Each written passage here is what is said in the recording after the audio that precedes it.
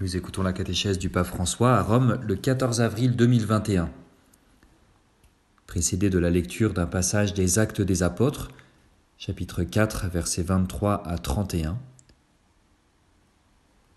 Lorsque Pierre et Jean eurent été relâchés, ils se rendirent auprès des leurs et rapportèrent tout ce que les grands prêtres et les anciens leur avaient dit. Après avoir écouté, tous d'un même cœur élevèrent leur voix vers Dieu en disant : Maître, toi tu as fait le ciel et la terre, et la mer et tout ce qu'il renferme. Donne à ceux qui te servent de dire ta parole avec une totale assurance. Étends donc ta main pour que se produisent guérison, signes et prodiges par le nom de Jésus, ton saint, ton serviteur. Quand ils eurent fini de prier, le lieu où ils étaient réunis se mit à trembler. Ils furent tous remplis du Saint-Esprit, et ils disaient la parole de Dieu avec assurance.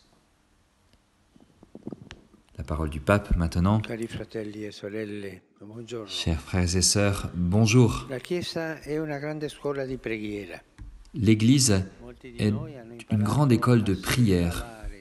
Beaucoup d'entre nous, nous avons appris à dire les premières prières sur les genoux de nos parents ou de nos grands-parents. Nous gardons peut-être le souvenir de notre maman, de notre papa, qui nous apprenait à réciter les prières avant d'aller au lit. Ces moments de recueillement sont souvent ceux dans lesquels les parents entendent de leurs enfants telle ou telle confidence intime et peuvent leur donner un conseil inspiré de l'Évangile. Puis, dans le chemin de croissance, on fait d'autres rencontres avec d'autres témoins et maîtres de prière. Il est bon de les rappeler. La vie d'une paroisse et de toute communauté chrétienne est rythmée par les temps de la liturgie et de la prière communautaire. Ce don que, à l'enfance, nous avons reçu avec simplicité, nous nous rendons compte que ce don est un grand patrimoine, un patrimoine très riche, et que l'expérience de la prière mérite d'être approfondie toujours un peu plus. L'habitude de la foi n'est pas bloqué, fixe, il grandit, il se développe en nous. Il n'est pas rigide, il grandit et même à travers les moments de crise et de résurrection. En fait, on ne peut pas grandir sans moment de crise parce que la crise te fait grandir. Elle est une manière nécessaire pour grandir, entrer en crise. Et la respiration de la foi est la prière. Nous grandissons dans la foi dans la mesure où nous apprenons à prier. Après certains passages de la vie, nous nous rendons compte que sans la foi, nous n'aurions pas pu y arriver et que la prière a été notre force. Non seulement la prière personnelle, mais aussi celle des frères et des sœurs et de la communauté qui nous a accompagnés et soutenus, des personnes qui nous connaissent, des personnes auxquelles nous avons demandé de prier pour nous. C'est aussi pour cette raison que dans l'Église fleurissent constamment des communautés et des groupes dédiés à la prière. Il y a des chrétiens qui sentent même l'appel à faire de la prière l'action principale de leur journée. Dans l'Église, il y a des monastères, il y a des couvents, des ermites, où vivent des personnes consacrées à Dieu et qui souvent deviennent des centres de rayonnement spirituel. Ce sont des communautés de prière qui rayonnent de spiritualité, des petites oasis dans lesquelles on partage une prière intense et où l'on construit jour après jour la communion fraternelle. Ce sont des cellules vivantes, non seulement pour le tissu ecclésial, mais pour toute la société. Pensons par exemple au rôle qu'a eu le monachisme pour la naissance et la croissance de la civilisation européenne mais aussi dans d'autres cultures. Prier et travailler en communauté fait avancer le monde, c'est un moteur. Tout dans l'Église naît dans la prière, et tout grandit grâce à la prière. Quand l'ennemi, le malin, veut combattre l'Église, il le fait d'abord en cherchant à assécher ses sources, en les empêchant de prier. Par exemple, nous le voyons dans certains groupes qui se mettent d'accord pour faire avancer des réformes ecclésiales, des changements dans la vie de l'Église. Il y a des organisations, les médias qui informent de tout, mais on ne voit pas la prière. On ne prie pas. Il nous faut changer telle ou telle chose, il nous faut prendre telle décision qui est un peu forte. Oui, la proposition est intéressante, elle est intéressante. Mais si c'est juste par la discussion, juste grâce aux médias, où est la prière ? La prière est celle qui ouvre la porte à l'Esprit Saint. C'est lui qui inspire. Les changements dans l'Église sans prière ne sont pas des changements d'Église. Ce sont des changements de groupe, d'un groupe. Et quand l'ennemi, je l'ai dit, veut combattre l'Église, il le fait d'abord en essayant d'assécher ses sources, en les empêchant de prier et de faire ses autres propositions. Si la prière s'arrête, au début on peut avoir l'impression que tout peut continuer comme toujours, un peu par inertie, mais après peu de temps, l'Église se rend compte qu'elle est devenue une enveloppe vide. Elle se rend compte qu'elle a oublié, elle a perdu l'axe qui la porte.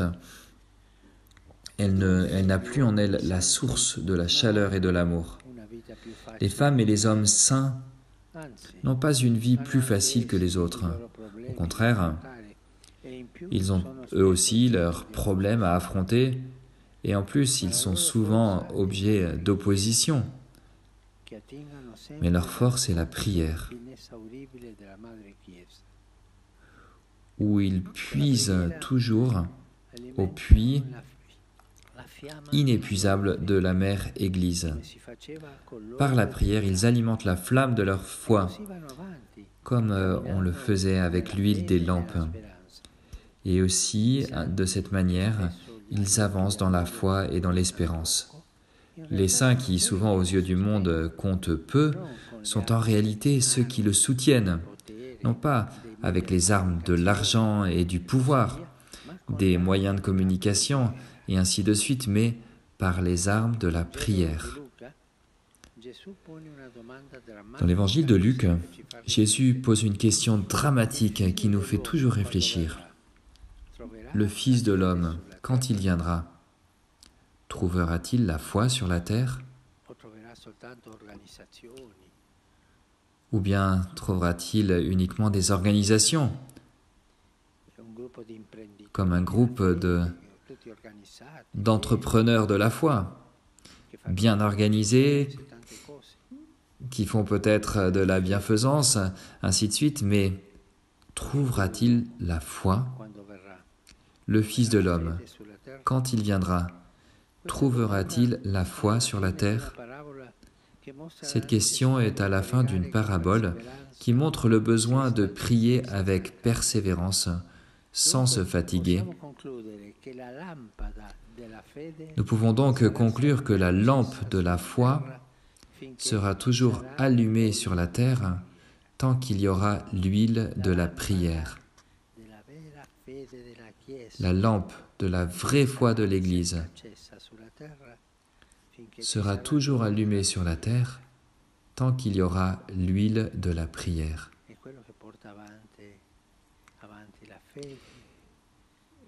Et c'est ce qui fait avancer la foi, c'est ce qui fait avancer notre pauvre vie, faible, pécheresse.